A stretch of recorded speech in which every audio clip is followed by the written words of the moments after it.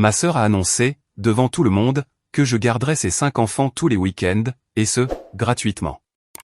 Mon père l'a soutenu, et il m'a dit de ne m'attendre à aucune aide de leur part, si je refusais. J'ai accepté, puis je suis parti.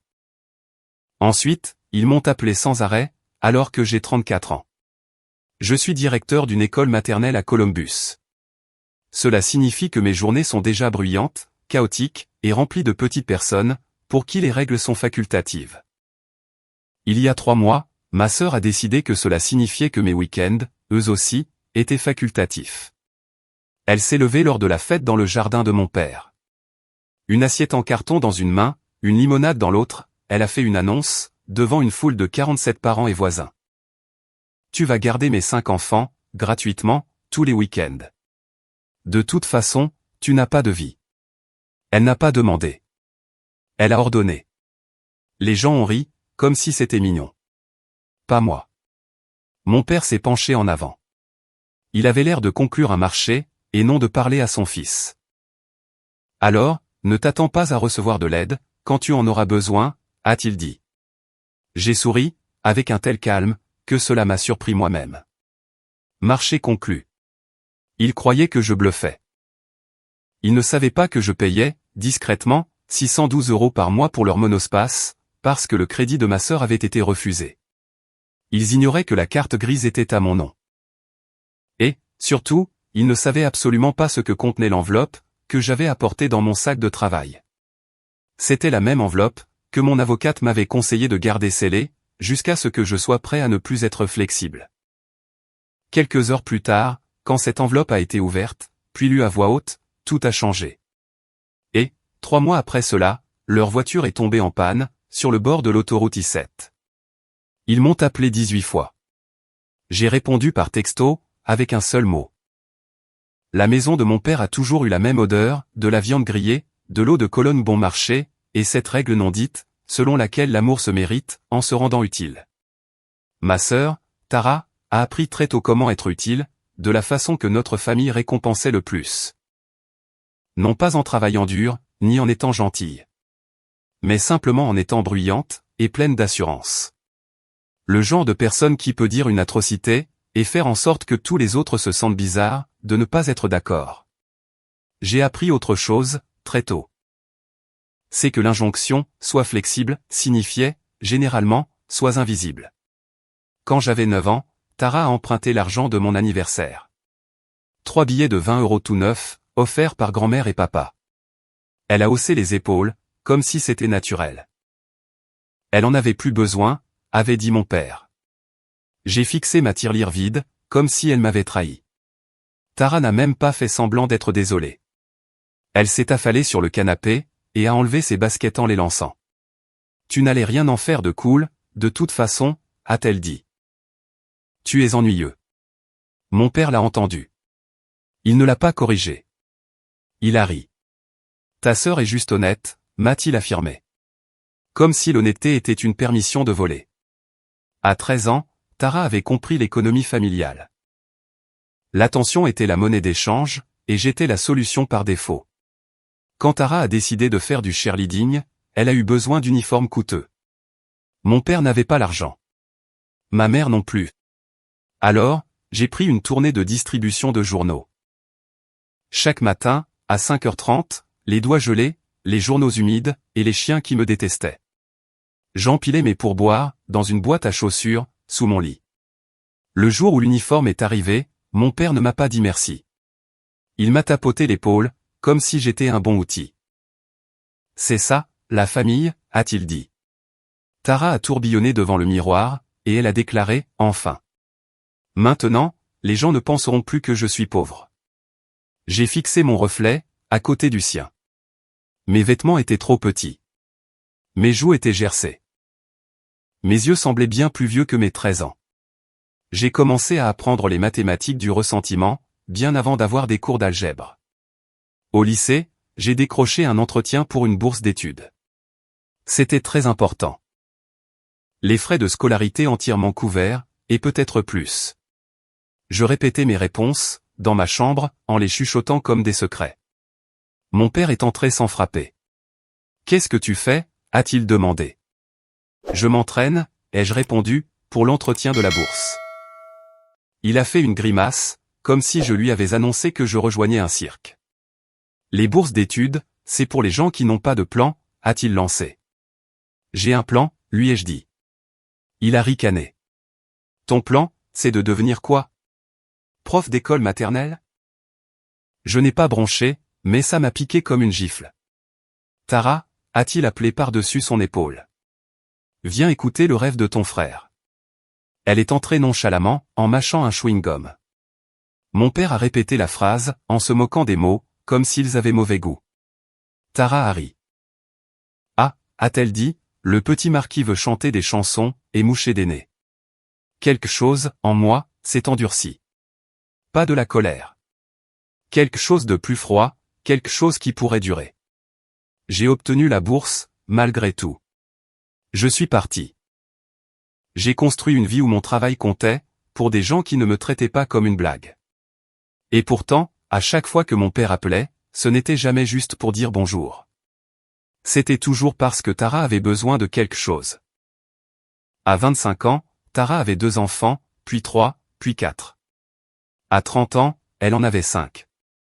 Chacun est arrivé avec une nouvelle crise, un nouveau besoin, une nouvelle raison, pour que la famille doive se serrer les coudes.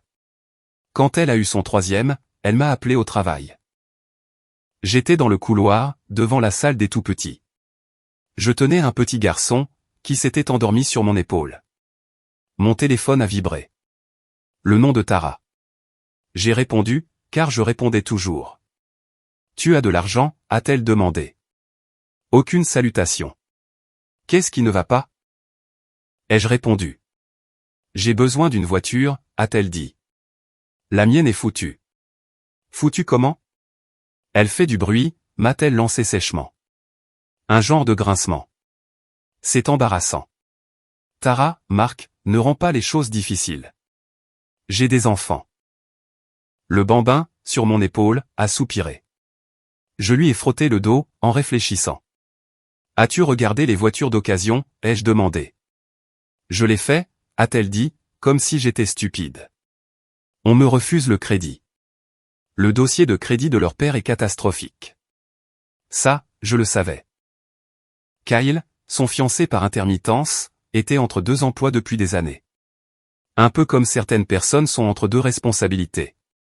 Alors, que veux-tu que je fasse, ai-je demandé prudemment. Elle a soufflé. Tu as un bon crédit. Sois juste garant. Tu ne le sentiras même pas. J'ai imaginé la voix de mon père. C'est ça, la famille. J'ai imaginé 5 enfants, entassés dans une voiture qui faisait du bruit. J'ai imaginé Tara, pleurant sur ma boîte vocale, s'il arrivait quelque chose. Alors, j'ai dit, d'accord. Pas parce qu'elle le méritait. Mais parce que les enfants, eux, le méritaient. Le concessionnaire sentait le caoutchouc, et le désespoir. Tara flirtait avec le vendeur, en l'appelant chéri. Et Kyle fixait son téléphone, comme si le monde entier lui devait de la patience. Quand nous avons enfin reçu les papiers, le vendeur les a fait glisser sur le bureau. Tara a jeté un coup d'œil distrait. Kyle n'a pas touché de stylo. Moi, j'ai lu chaque ligne. Le monospace a été financé en mon nom, parce que le prêteur n'approuvait pas le dossier de Tara. Je me suis dit que c'était temporaire, une transition, une faveur. Le paiement mensuel était de 612 €. Je l'ai configuré en prélèvement automatique. À l'extérieur, Tara m'a pris dans ses bras, en me serrant fort. Tu es le meilleur, a-t-elle dit, avec une voix soudainement douce. Je savais que tu assurerais. Kyle m'a tapé sur l'épaule. Bien vu, mec. Il a dit ça, comme s'il m'avait prêté un outil. 2 semaines plus tard, Tara m'a envoyé, par texto, une photo du van. En légende, enfin quelque chose de beau, pour une fois. Aucun merci. Aucun on te remboursera. Juste une photo, comme si elle l'avait mérité. C'était le rythme habituel. J'aidais, il prenait. Mon père félicitait Tara, pour être une battante, et moi, pour être raisonnable. J'ai appris à ravaler ce goût amer, celui d'être utilisé. C'était devenu familier, jusqu'à ce que ça ne le soit plus. Ce qu'il faut savoir, quand on travaille avec des jeunes enfants, c'est qu'on ne peut pas feindre les limites. Si vous laissez un enfant de 3 ans grimper sur l'étagère une fois, félicitations. Vous avez désormais un grimpeur. Ils recommenceront, encore et encore, jusqu'à ce que vous les arrêtiez. Pas en criant, mais avec de la constance, du calme, et avec la même règle, à chaque fois. J'enseignais cela aux parents, lors des réunions. Ensuite, j'allais chez mon père, et j'oubliais ces principes pour ma propre vie. Tara a commencé à considérer mes week-ends comme du temps disponible. On les dépose vendredi à 18h, disait-elle. Pas de « est-ce que tu peux ?» Pas de « voudrais-tu ?» Elle me planifiait, tout simplement, comme un service rendu.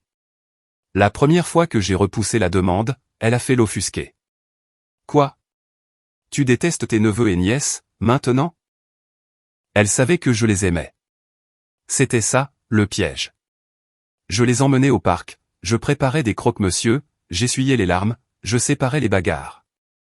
Et, arrivé au dimanche soir, j'étais tellement épuisé. Je m'asseyais, dans mon appartement calme, et je fixais le mur, comme si le silence était un son. Le lundi matin, j'étais de retour à la maternelle, souriant aux parents.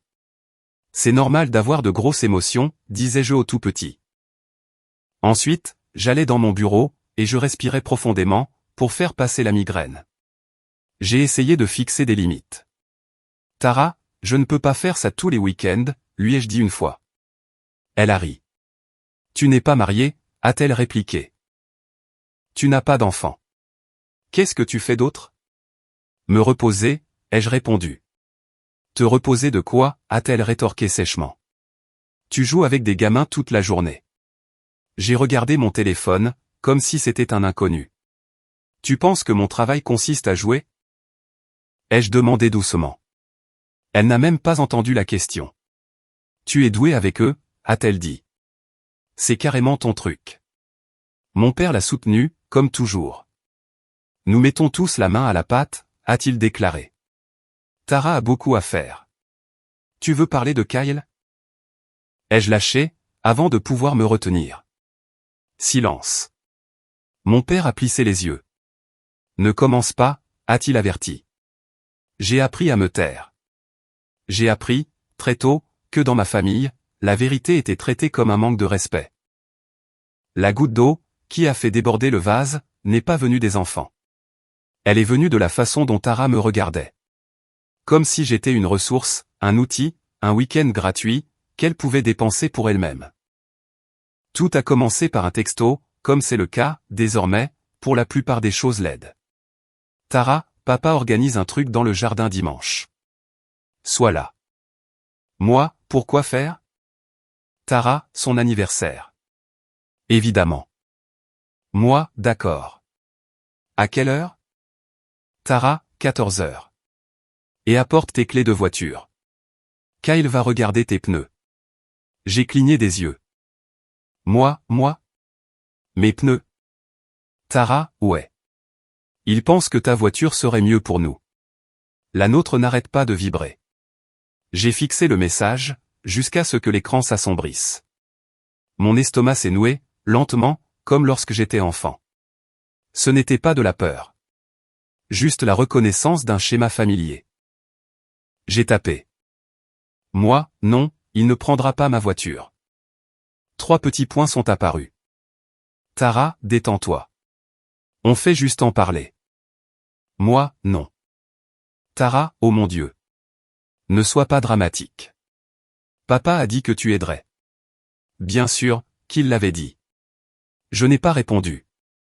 Le dimanche, j'ai conduit jusqu'à la maison de mon père. J'avais un petit cadeau, et une grosse boule au ventre. Je m'étais promis de rester 2 heures, de sourire, de chanter joyeux anniversaire. Et de partir, avant que quelqu'un ne puisse me tendre un sac à langer, comme on passe un relais. Le jardin était plein. Des voisins, des cousins, des oncles, et des gens que je n'avais pas vus depuis des mois. Mon père adorait avoir un public.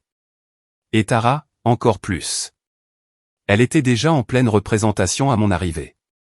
Debout près de la table de nourriture, elle se comportait comme la maîtresse de maison. 5 enfants tournaient autour d'elle, tels des satellites.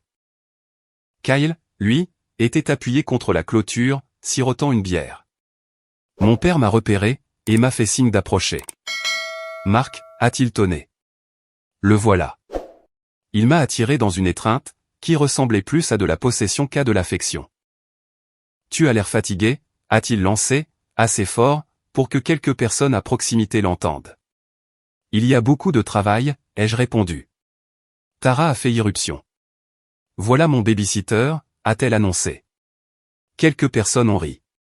J'ai senti mon visage chauffer. J'ai gardé une voix posée. Je ne suis pas ton babysitter. Tara a penché la tête, comme si je parlais une autre langue. D'accord, a-t-elle dit, en souriant. Mon frère, qui fait du babysitting. C'est la même chose. Mon père a fait teinter une cuillère contre un verre. Très bien, tout le monde, a-t-il commencé. Il est monté sur la petite marche de la terrasse, comme sur une scène. Je veux juste vous remercier d'être venu. La famille, c'est tout ce qui compte, vous savez. Et, en parlant de famille.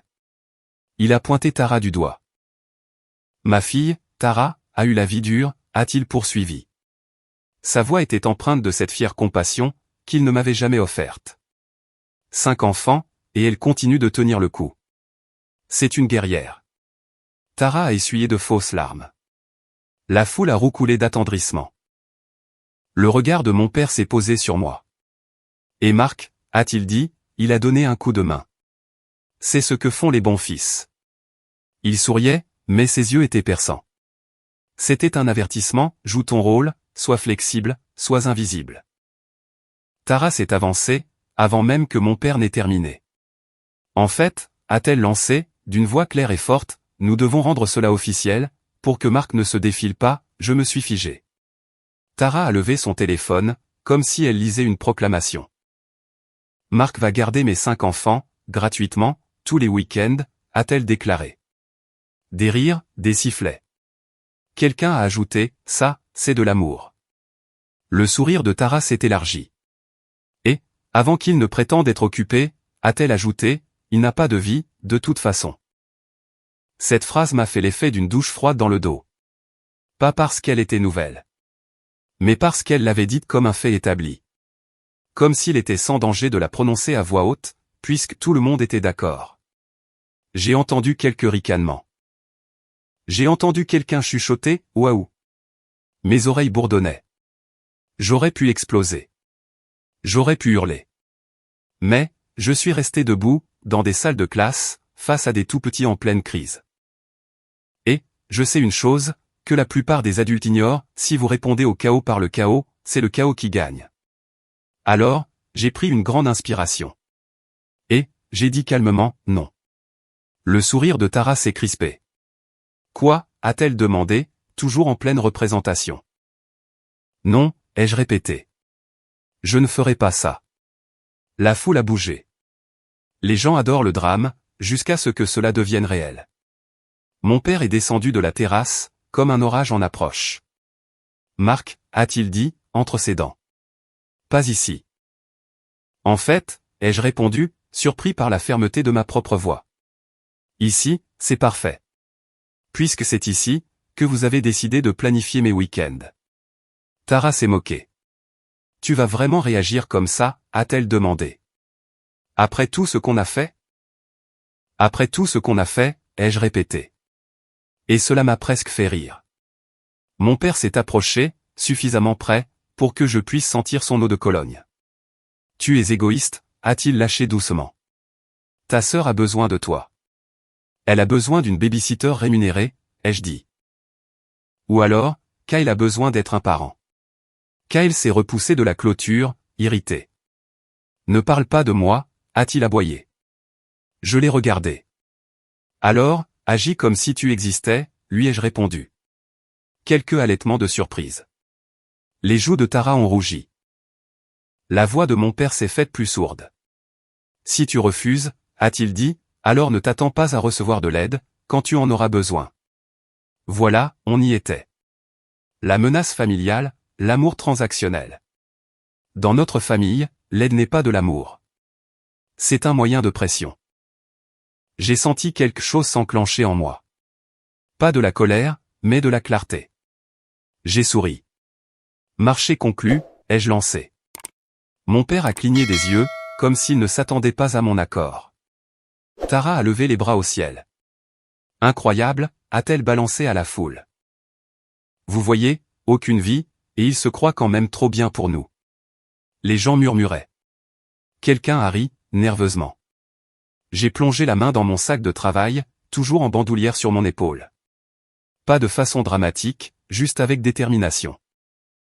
J'en ai sorti une simple enveloppe Kraft. Les yeux de mon père se sont fixés dessus. Qu'est-ce que c'est que ça, a-t-il demandé. J'ai regardé Tara. C'est la partie de l'arrangement familial, que tu n'as jamais pris la peine de lire, ai-je répondu. Tara a levé les yeux au ciel. Oh, mon Dieu. Tu sors des papiers administratifs, là, tout de suite? Oui, ai-je rétorqué. Parce que vous traitez ma vie comme un simple emploi du temps, et mon argent, comme s'il tombait du ciel. J'ai fait un signe de tête, vers la table de la terrasse. On peut s'asseoir? Ai-je demandé. Ce n'était pas une requête. Mon père a hésité. La foule nous observait. Il voulait garder le contrôle. Alors, il a dit, un peu trop fort, très bien, écoutons ça. Ma tante Linda, la sœur aînée de mon père, a croisé mon regard, à l'autre bout du jardin. Elle avait toujours été discrète, mais pas aveugle. Elle m'a adressé un petit signe de tête, presque imperceptible. Mon allié. Pas un soutien bruyant, juste une présence. C'était suffisant. J'ai posé l'enveloppe sur la table, et je l'ai fait glisser vers mon père. Ouvre-la, ai-je dit. Mon père a froncé les sourcils. Puis, il l'a déchirée, comme s'il punissait le papier. Il en a sorti une pile de documents. Celui du dessus, c'était la carte grise du véhicule. Sa bouche s'est pincée, lorsqu'il a vu le nom. Mark Davis. Tara s'est penchée en avant. Qu'est-ce que c'est? A-t-elle exigé. Mon père s'est raclé la gorge, parcourant le document des yeux. Sa voix a changé au fur et à mesure de sa lecture, perdant un peu de son arrogance. C'est la carte grise du van de Tara, a-t-il dit lentement. Tara a ri, comme si c'était une blague. D'accord. Et alors? Alors, ai-je enchaîné, il est à mon nom. Le rire de Tara s'est brisé. Non, c'est faux, a-t-elle craché. Si, c'est vrai, ai-je affirmé. Parce que ton crédit a été refusé. Tu te souviens, quand tu m'as appelé, pour me dire que tes enfants avaient besoin d'une voiture? Le visage de Kyle s'est assombri. Marc. Tara a commencé sur un ton sec. Je ne lui ai pas laissé reprendre le contrôle. Je paie 612 € par mois, ai-je déclaré. Assez fort, pour que le groupe de proches le plus proche puisse m'entendre. Je paie cela depuis 3 ans. En prélèvement automatique, dans le silence. Sans aucun merci. Sans aucun projet de me rembourser. Juste parce que vous l'exigez. L'atmosphère s'est alourdie. Quelqu'un, près du barbecue, a lâché, attendez, quoi? La voix de Tara s'est élevée. Tu t'es proposé, a-t-elle hurlé. J'ai accepté de vous aider, l'ai-je corrigé. Je n'ai pas accepté d'être ton employé non rémunéré, tous les week-ends, et ce, pour toujours. Mon père a levé les yeux, furieux cette fois. Non pas contre Tara, pour m'avoir utilisé. Mais contre moi, pour l'avoir rendu public. Tu embarrasses ta sœur, a-t-il sifflé. Je l'ai fixé du regard. Non, lui ai-je répondu. Elle m'a embarrassé publiquement. Et tu t'y es joint. Tara a violemment claqué la paume de sa main sur la table. Et alors? Tu vas nous reprendre le van, maintenant, a-t-elle craché devant tout le monde. J'ai secoué la tête. Ce n'est pas une vengeance, ai-je déclaré, et ma voix est restée sereine. C'est la réalité. J'ai tapoté la page suivante. C'était une lettre de mon avocate. Sans fioriture, simple, et claire. Elle stipulait qu'en tant que propriétaire légal, et payeur principal, j'avais le droit de mettre fin à cet arrangement informel, et de récupérer le véhicule, si les paiements ne m'étaient pas remboursés. Elle comprenait également un deuxième document. Un préavis daté. Il indiquait l'annulation du prélèvement automatique, programmé pour ce lundi. Les yeux de Tara se sont écarquillés. Tu ne peux pas faire ça, a-t-elle lâché. Soudainement, elle semblait toute petite. Si, je le peux, ai-je affirmé. Et, je le fais. Les narines de mon père se sont dilatées. Tu punis les enfants, a-t-il cinglé. Non, ai-je répondu. J'ai protégé les enfants, pendant que vous encouragiez les adultes dans leur irresponsabilité. Kyle s'est avancé, la mâchoire serrée. Mec, c'est malsain, a-t-il dit. Tu vas vraiment nous foutre dans la merde, juste parce que tu ne veux pas faire de babysitting. Je l'ai regardé, comme s'il était un problème de mathématiques, avec une seule réponse évidente. Vous avez fait 5 enfants, lui ai-je dit. C'est vous, qui vous êtes mis dans cette situation. Quelques personnes ont réagi. Des bruits de choc, d'approbation, ou de malaise. La voix de Tara s'est brisée. Mais ce n'était pas des remords. C'était de la panique. Alors, qu'est-ce qu'on est censé faire, a-t-elle exigé de savoir. Mon père s'est tourné vers moi, tentant une autre tactique. Marc, a-t-il commencé, plus doucement, en négociant. Allez, nous sommes une famille. Ne sois pas comme ça. J'ai senti la vieille emprise, la vieille culpabilité. Puis, je me suis souvenu de la voix de Tara. Douce comme du poison. De toute façon, tu n'as pas de vie. J'ai regardé mon père. Tu n'as pas le droit de réécrire ce que vous m'avez fait, ai-je déclaré. Les yeux de mon père se sont à nouveau durcis.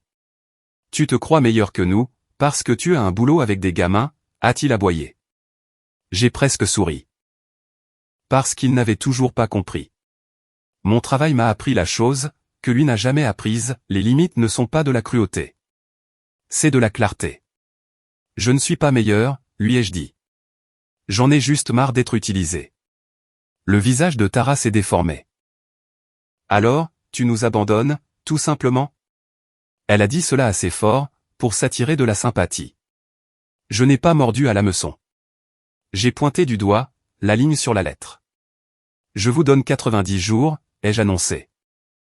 Soit vous refinancez le prêt à votre nom. Soit vous commencez à me payer tous les mois. Sinon, le véhicule me revient. C'est tout. Mon père a attrapé les papiers, comme s'il pouvait les écraser, pour les soumettre à sa volonté. C'est ridicule, a-t-il fulminé. Tu fais ça pour nous blesser. J'ai croisé son regard. Non, ai-je répondu. Je fais ça, pour que vous arrêtiez de me blesser. La foule était silencieuse, désormais.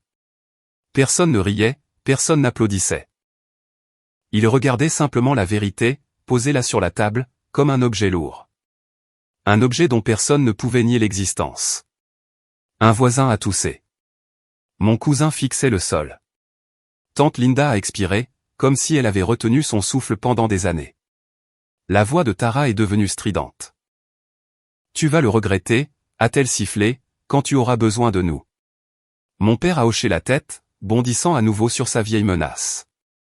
C'est vrai, a-t-il dit. Ne t'attends pas à de l'aide, quand tu en auras besoin. J'ai souri, de ce même sourire calme. Marché conclu, ai-je répété. Et puis, j'ai pris mon sac. Joyeux anniversaire, papa, ai-je ajouté.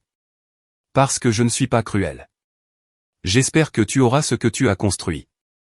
J'ai marché vers ma voiture. Mes mains n'ont pas tremblé, avant que je ne ferme la portière. Mais ensuite, oui. Non pas de peur. Mais sous l'effet de l'adrénaline.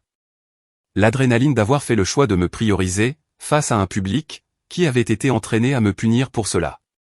Je suis resté assis là, un instant. Le front contre le volant, à respirer. Ensuite, je suis rentré chez moi. Le lendemain, lundi, j'ai fait exactement ce que j'avais dit. Je me suis connecté à mon application bancaire, et j'ai annulé le prélèvement automatique. Ensuite, j'ai appelé mon avocate. Pas pour chercher la bagarre, mais parce que je voulais des limites claires. Vous êtes sûr? A-t-elle demandé. Oui, ai-je confirmé. D'accord, a-t-elle répondu. Alors, nous allons faire les choses correctement. Faire les choses correctement, cela impliquait des emails, des documents, et des dates. Faire les choses correctement, cela signifiait qu'il n'y aurait plus de « il a dit », « elle a dit ». J'ai envoyé un message à Tara. Court et simple. Marc, je ne suis plus disponible pour garder les enfants le week-end, et ce, avec effet immédiat.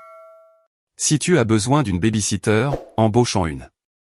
Concernant les paiements du van, tu as 90 jours pour le refinancer, ou pour commencer à me rembourser. Je ne couvrirai plus les frais. Tara a répondu, dans les minutes qui ont suivi. Un mur de rage, d'accusations, et d'insultes. Puis, le revirement classique, et pour les enfants, alors ? Je n'ai pas argumenté. Je ne me suis pas défendu. J'ai simplement répété ma limite. Marc, ceci n'est pas un débat. Mon père a appelé ce soir-là. J'ai regardé le téléphone sonner, jusqu'à ce qu'il s'arrête. Il a laissé un message vocal. Sa voix était chargée d'indignation et de certitude. Comme si j'avais encore 12 ans, et qu'il pouvait me soumettre en me grondant. Tu es en train de détruire cette famille, a-t-il accusé. Tu te comportes comme un étranger. Tara a besoin de toi. Tu vas le regretter. Ne m'appelle pas, quand tu te retrouveras tout seul. J'ai sauvegardé le message vocal. Non pas pour le punir. Mais pour me le rappeler, plus tard, quand la culpabilité essaierait de réécrire l'histoire. Les semaines suivantes ont été laides, par petites touches. Tara postait des mèmes passifs agressifs sur les personnes toxiques, et sur le fait que fixer des limites était égoïste. Mon père a complètement cessé de répondre à mes messages. Au travail, mes journées restaient les mêmes. Des enfants pleuraient, d'autres riaient. Ils apprenaient, et les parents me remerciaient. Je rentrais chez moi, et mon appartement était silencieux. Le genre de silence qui ressemble à une guérison, et non à de la solitude. Mais la pression familiale n'avait pas disparu. Elle avait juste changé de forme. Mon cousin m'a écrit, ne peux-tu pas l'aider juste un peu? Ma tante, Palinda, m'a appelé, pour me dire, ton père a le cœur brisé. Je lui ai répondu, je n'en discuterai pas, elle a insisté, c'est ton père. J'ai rétorqué, et je suis son fils. Un silence s'est installé. Puis, elle a demandé, alors, tu vas vraiment aller jusqu'au bout? Oui, ai-je affirmé, sans colère, mais avec fermeté. J'ai appris quelque chose d'étrange, durant ces mois-là. Quand on cesse d'être utile, les gens révèlent, s'ils vous aimaient vous, ou bien s'ils aimaient votre travail. Tara n'a pas refinancé la voiture. Kyle n'est pas soudainement devenu responsable. Au lieu de cela, Tara a essayé de me mettre la pression, pour me faire reprendre mon ancien rôle. Elle m'écrivait le vendredi, comme si de rien n'était. Je te les dépose à 18h. Je répondais non. Elle appelait. Je ne répondais pas. Elle laissait des messages vocaux. La voix. Douce. Allez, Marc, s'il te plaît.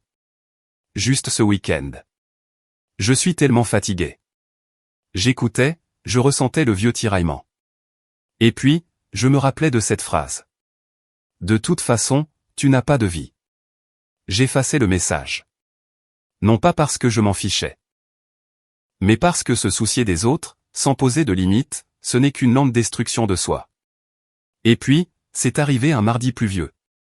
Le genre de journée, qui transforme l'autoroute en un miroir sombre.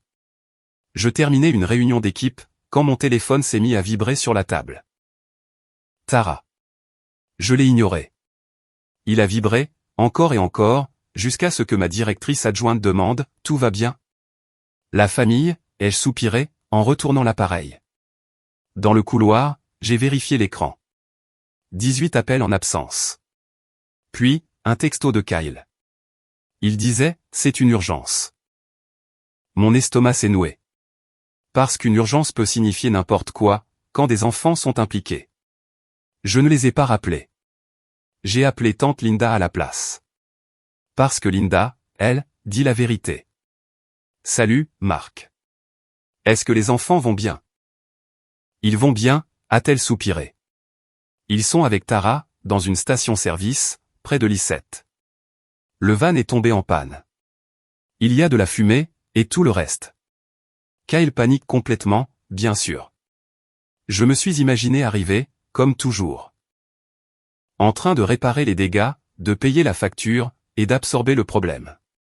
C'est à ce moment-là que j'ai réalisé, que les limites devaient cesser d'être des concepts, pour devenir des actions. J'ai appelé l'assistance routière. Je leur ai donné la localisation, que Linda m'avait envoyée par texto. Puis, j'ai ouvert mes messages. Marc répond. On est coincé. Tu dois nous aider. Ensuite, est arrivé le message qui a fait l'effet d'un bleu. Tara, arrête d'être mesquin. Tu n'as même rien d'autre à faire. Le même couteau remué dans la plaie, le même mépris. Je ne me suis pas justifié. Je n'ai pas argumenté. J'ai envoyé un seul mot par texto, marché conclu. Mon père a appelé juste après, furieux. Je suis resté serein. De l'aide est en route. Les enfants sont en sécurité. Si la famille est de la famille, alors c'est à toi d'y aller, a-t-il sifflé. Ne t'attends à rien de notre part. Marché conclu, ai-je répété, avant de raccrocher. Plus tard, Linda m'a écrit, la dépanneuse est arrivée. Les enfants vont bien. Tara est furieuse. Kyle s'en prend à tout le monde.